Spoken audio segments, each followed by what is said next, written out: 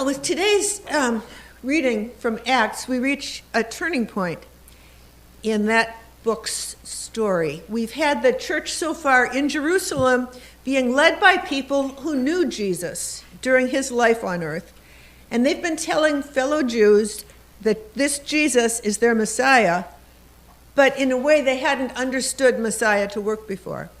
And now we have Paul as missionary leader, and he didn't know Jesus until after the resurrection. He still starts in synagogues, but he moves outside the heritage. He starts congregations among people who had no expectations of a Messiah at all. So it didn't matter whether Jesus fulfilled the job description they were expecting, because they weren't expecting anything. He's giving hope to people who were somehow on the margins, and slaves and women were among them. It's an interesting pattern, too, in our Bible readings, that the stories in Acts for the next few weeks are going to be paired with stories from Paul's letter to the same city that's described in the Acts story. What strikes me in this pairing is, in Acts, boy, there's trouble. You know, Paul and Silas are seen as turning the world upside down. There's a riot. Local people are arrested and imprisoned. But in Paul's letter to the Thessalonians, it's all gratitude to them. There's no mention of the conflict. Just what an example they have been to the other churches. And I think that kind of mirrors the movement in the book of Acts itself, from insular to expansive, and in Thessalonians, from welcome to threat. There's something that moves from nurturing what is present and known to pollinating what is out there and possible. The past couple days, the past day and the night before, we had a lovely gallery night and day. And you can look around and still see our gallery overflow of gallery day and night. Brienne Zotman showing the art that illustrates her metamorphosis, as she says, that her coming to identity in a way new to her, and still being open to developing in new ways, as it's kind of the calling of all of us. So if you haven't already, take a few minutes after worship to look around and read her descriptions of what she's doing. And for this gallery night, we had a great steady stream of visitors. Villagers, yeah, I saw a lot of you there. And of course, relatives and friends of the artist and her mother, naturally. Former teachers and mentors, and people who just stopped in. At one point, Kelly and I were having a conversation with someone known better to her than to me. And we were talking about Village, about this congregation, and some of the difficult stuff that happens in a congregation, including estrangement. And I said something like, all families are dysfunctional, and this congregation is a family.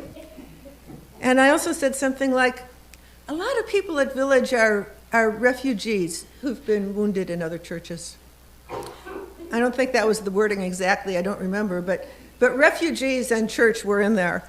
And it struck that guest. Use that, he said.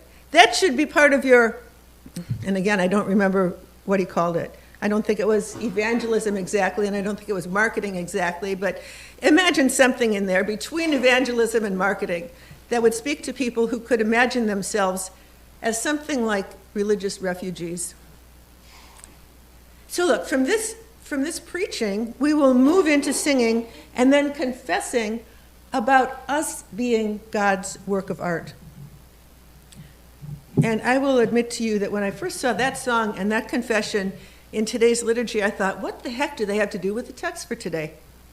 And then I realized they were less about the text than about this being gallery weekend.